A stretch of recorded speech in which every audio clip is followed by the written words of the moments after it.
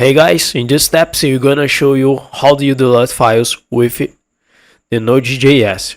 For delete files with the Node.js, first steps you need to create a file called is delete file.js. For delete files, you need to import a method called is onLink. If you remember, you use a FS require FS.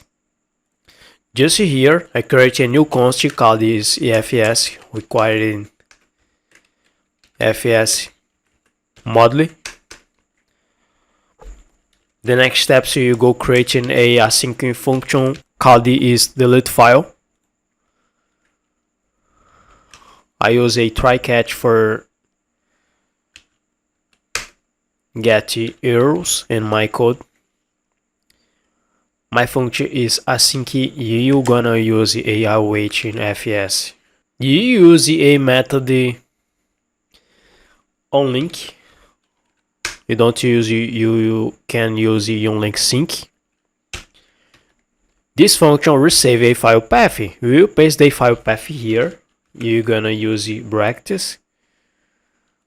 Put the file path here, and you print a console log if this is successful. Deleted file path. If you save a error, you gonna print a console log. Here you paste a message here.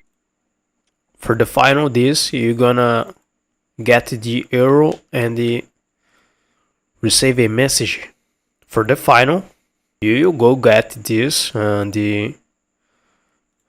paste my file. You just copy this file. I'm using delete.csv, copy this and put this value into my function. You paste this property in. This property is pasted for method FS onLink sync, and then they delete this. Right now, you gonna run this code. For this, you're gonna use a node and in my file name delete file.js. They delete my file and you receive a message of success. This console log deleted and the file path. They delete my file of success.